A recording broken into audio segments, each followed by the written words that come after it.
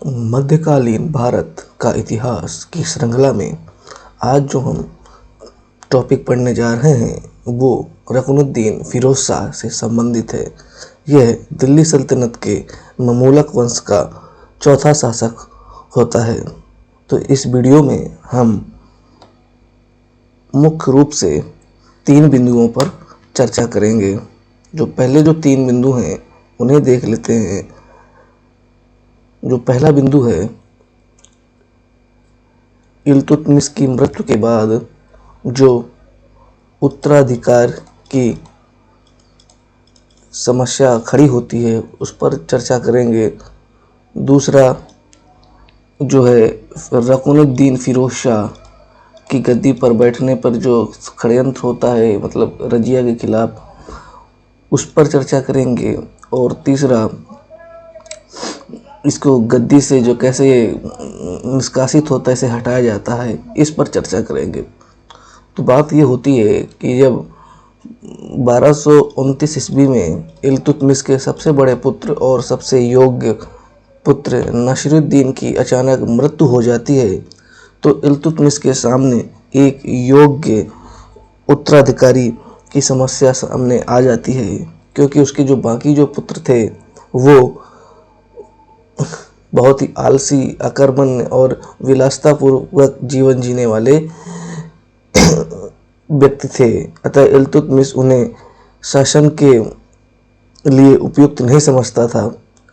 इसी को ध्यान में रखते हुए उसने रजिया को अपना उत्तराधिकारी बनाने की सोचता है। तो सबसे पहले आप इस हेडिंग को देख लीजिए कि जब इल्तुतमिश की जो मौत होती है इसके बारे में जान लेते हैं। तो इसके जो आने वाले जो 5 जो हैं शासक हैं वो इल्तुतमिश के उत्तराधिकारी होते हैं, क्योंकि इनके पुत्र के पुत्र होते हैं, ब्लड रिलेशन होता है। तो जो पहला जो बनेगा रुकनुद्दीन फिरोज शाह, रजिया सुल्तान, बहराम शाह, अलाउद्दीन मसूद शाह, नसीरुद्दीन महमूद, यानी कि जो ये 1236 से स्टार्ट होता है और ये 1266 तक चलता है। 30 वर्ष तक ये इल्तुतमिश के उत्तराधिकारी शासन करते हैं। और जो इस वंश को, इल्तुतमिश के जो उत्तराधिकारी हैं, इल्तुतमिश के वंश को शमसी वंश की भी संज्ञा दी गई है। तो यानी कभी कभी शमसी वंश करके भी इल्तुतमिश से संबंधित प्रश्न पूछते हैं और ये पूछ लेंगे कि शमसी वंश का अंतिम शासक कौन था, तो आपका जवाब होगा नसीरुद्दीन महमूद। ये है इल्तुतमिश के समय का जो भारत में जो उसका जो सीमा थी, वो साम्राज्य था। सिंध मुल्तान से लेकर पश्चिम बंगाल में लखनौती तक ये पूरा पूर्वी बंगाल भी उसके सीमा के अंतर्गत आता था। अभी भी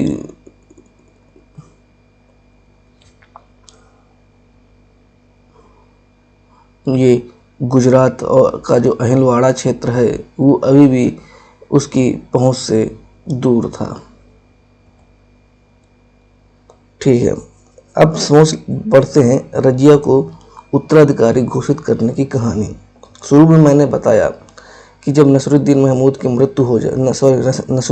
मृत्यु हो जाती है तो उसके बाद इल्तुतमिश रजिया को उत्तराधिकारी घोषित करता है। और यह जो घटना होती है अपने जीवित रहने के दौरान ही हुआ है। 1232 में रजिया को घोषित कर देता है और अपने जो मंत्री हैं उनसे मनोनयन पत्र भी तैयार करवा देता है और उस पर घोषणा करवा देता है कि इल्तुतमिश के बाद रजिया ही अगली सुल्तान होगी या शासन संभालेगी। तो ये जो फैसला होता है बहुत ही असाधारण फैसला होता है। इससे काफ़ी लोग नाराज़ हो जाते हैं, जिनमें तो एक राजवंश का परिवार ही नाराज़ हो जाता है, दूसरा उलेमा वर्ग, तीसरा जो है थोड़े अंदर से ये जो शाही प्रांत के इख्तियार इत्यादि जो चालीसा के सदस्य हैं, ये भी काफ़ी ज़्यादा मतलब इस फैसले के विरोध में रहते हैं। लेकिन इल्तुतमिश के सामने ये कुछ नहीं बोलते हैं और इस फैसले को स्वीकार कर लेते हैं। ठीक है, 1236 में जब इल्तुतमिश की मौत हो जाती है तो कायदे से तो रजिया को उत्तराधिकारी होना था, लेकिन यहाँ पर रजिया उत्तराधिकारी नहीं बनती है, बल्कि जो ये एक षड्यंत्र के द्वारा रकुनुद्दीन फिरोज शाह को यहाँ का शासक बना दिया जाता है। इस षड्यंत्र में सर्वाधिक जो कौन करता है, इसमें इल्तुतमिश की एक बीवी जिसका नाम था शाह तुर्कान और वजीर जो है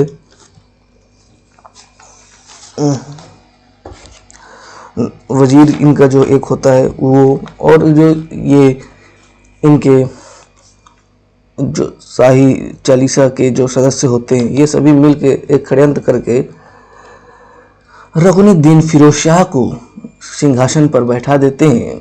और इस प्रकार से 1236 में इल्तुतमिश की मौत के बाद रकुनुद्दीन फिरोज शाह गद्दी पर बैठता है और दिल्ली सल्तनत का ये इस प्रकार से चौथा शासक कहलाता है।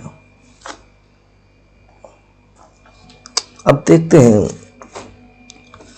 इल्तुतमिश की मौत के बाद चालीसा और सुल्तानों पे वर्चस्व की जंग, इस पे चर्चा करेंगे। बात ये होती है कि जब तक इल्तुतमिश तो जीवित रहता है तब तक ये जो चालीसा के सदस्य होते हैं वो सभी सम्मान करते हैं, आदर करते हैं, लेकिन जैसे ही इल्तुतमिश की मौत हो जाती है तो ये इनकी जो व्यक्तिगत महत्वाकांक्षा होती है वो ज़्यादा भी तीव्र हो जाती है और वो ऐसे व्यक्तियों को, मतलब कि ऐसे सदस्यों को गद्दी पर बैठाना चाहते हैं जो सिर्फ इनके हाथों की कठपुतली बने रहें, मतलब इनके कहने पर ही सब कुछ शासन चले। तो ऐसे में आप देखेंगे ये जो 30 वर्ष का जो शमसी आगे वंश चलेगा, इसमें आपको शासक और ये जो सरदार हैं चालीसा वर्ग के, इनके बीच आपको उनके बीच का जो चलेगी प्रतिद्वंदिता चलेगी। कभी सरदार षड्यंत्र करेंगे, कभी शासक षड्यंत्र करेगा। तो इस जो है 30 वर्ष के शासनकाल में के जो आने वाला है उसमें अधिकतर यही चीज़ें होती हैं। ठीक है, जब रकुनुद्दीन फिरोज शाह गद्दी पर बैठ जाता है तो रकुनुद्दीन फिरोज शाह के बारे में जान लेते हैं थोड़ा।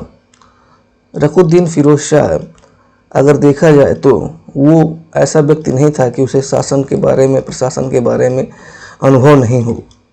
इससे गद्दी में बैठने से पहले वो बदायूं में भी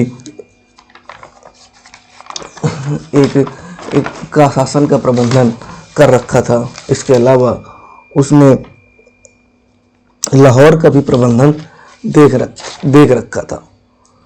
फिरोज शाह एक अच्छा व्यक्ति था, उसके अंदर काफ़ी गुण थे, लेकिन एक उसके पास एक जो बैड हैबिट थी वो थी कि वो बहुत ही ज़्यादा विलासी व्यक्ति था। यानी हमेशा वो विलास की चीज़ों में, लोलुप विलास जिसे कह सकते हैं, उनकी चीज़ों में व्यस्त रहता था। और इसका जो फ़ायदा होता है, इसकी जो बैड हैबिट है, इसका फ़ायदा उसकी जो माँ होती है शाह तुर्कान उठाती है और पूरा शासन का जो है बागडोर वो शाह तुर्कान अपने हाथ पे ले लेती है। एक बैड हैबिट के कारण रकुनुद्दीन फिरोज शाह को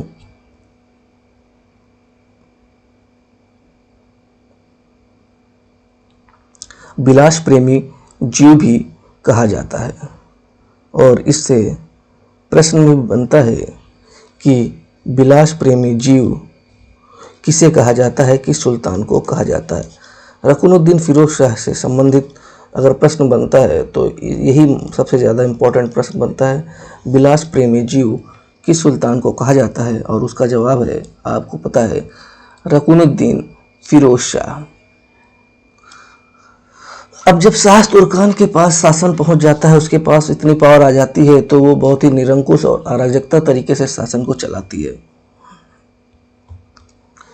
कायदे से देखें तो ये बहुत ही दानवीर औरत थी, लेकिन ये कुछ मामलों में बहुत ही ज़्यादा धूर्त और चालाक थी, और ये निर्दयी भी थी। इसका एक उदाहरण आपको देखने को मिलेगा कि ये जो इल्तुतमिश का जो एक पुत्र होता है, सब यानी कि आप कह सकते हैं रकुनुद्दीन फिरोज शाह का भाई, इसका नाम कुतुबुद्दीन होता है, उसको ये अंधा करवा के मरवा देती है।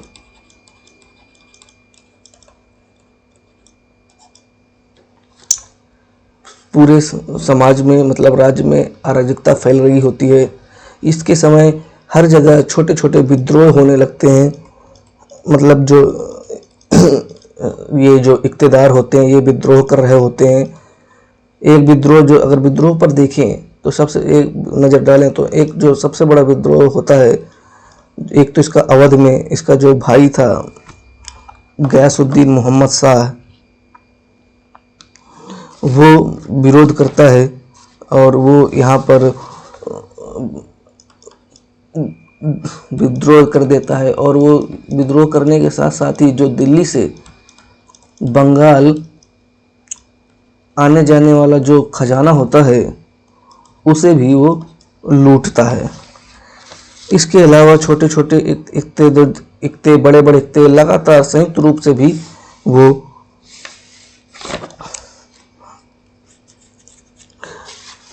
उपद्रव और विरोध करने लग गए होते हैं। इन्हीं में से जैसे कि जो थे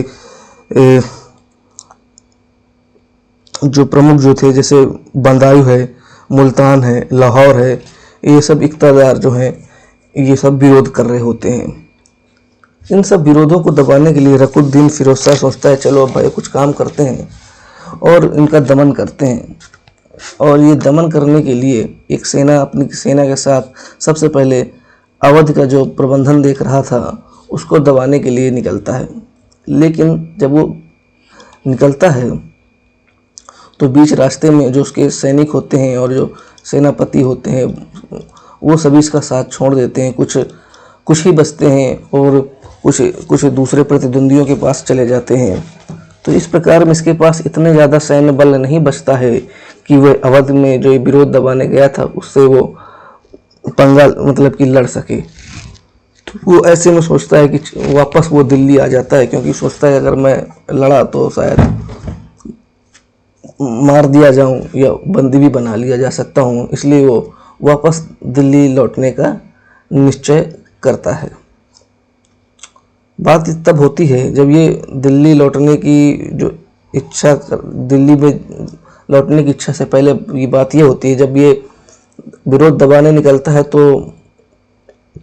दिल्ली का तो जो सुल्तान थी, जो मेन पावर थी, शाह तुर्कान के पास थी, लेकिन सिंहासन खाली होता है।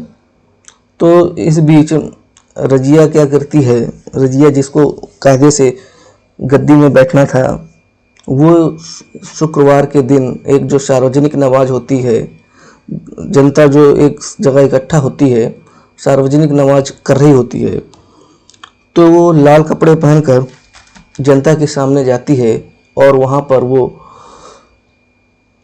राज्य में फैली अस्थिरता, अराजकता के बारे में बात करती है जनता से, और उसके बारे में मतलब कि शाह तुर्कान के बारे में बात करती है और जनता को कहती है अगर मैं गद्दी पर बैठी और मैं आपको विश्वास दिलाती हूँ कि इस राज्य में अराजकता ख़त्म होगी और शांति व्यवस्था स्थापित होगी। जनता प्रभावित होती है रजिया से, उसकी बात मानती है और वो जो है राजमहल पर अटैक कर देती है। राजमहल पर अटैक करते ही वो शाह तुर्कान को बंदी बना लिया जाता है और इसी दौरान फिर बंदी बनाने के बाद कुछ दिनों बाद भी उसकी मौत हो जाती है। जब शाह तुर्कान को बंदी बना लिया जाता है, रजिया को गद्दी पर बैठा दिया जाता है, इसके बाद वापस जब रकुनुद्दीन फिरोज शाह दिल्ली पहुंचता है तब तक देर हो गई होती है और रकुनुद्दीन फिरोज शाह को भी बंदी बना लिया जाता है और कुछ समय बाद उसकी हत्या हो जाती है। तो इस प्रकार से रकुनुद्दीन फिरोज शाह का मात्र एक असफल शासन 6 माह 18 दिन चलता है। और रजिया इस गद्दे पर बैठती है। तो इस प्रकार से हमने इस चैप्टर में रकुद्दीन फिरोज शाह की सत्या में वापसी जो बैठता है और उसका अंत देखते हैं, शाह तुर्कान के अत्याचारों में चर्चा करते हैं और एक जो नया वर्चस्व की जंग शुरू होती है, शासक और चालीसा जो थे इक़्तिदार, उनके बीच जो वर्चस्व की लड़ाई होती है, मतलब कि चलती रहती है, इस पर हमने बात की। अगले चैप्टर में हम इसी में आगे बढ़ेंगे, रजिया के बारे में पढ़ेंगे और रजिया के में देखेंगे क्या वह इन जो इक़्तिदार हैं इनकी कमर तोड़ पाती है, इन पर काबू कर पाती है कि नहीं। इस विषय पर हम उसके शासन के सामने की प्रमुख चुनौतियां और उसके द्वारा कुछ किए गए कार्यों के बारे में हम बात करेंगे। तो फिलहाल आज की वीडियो में इतना ही। धन्यवाद।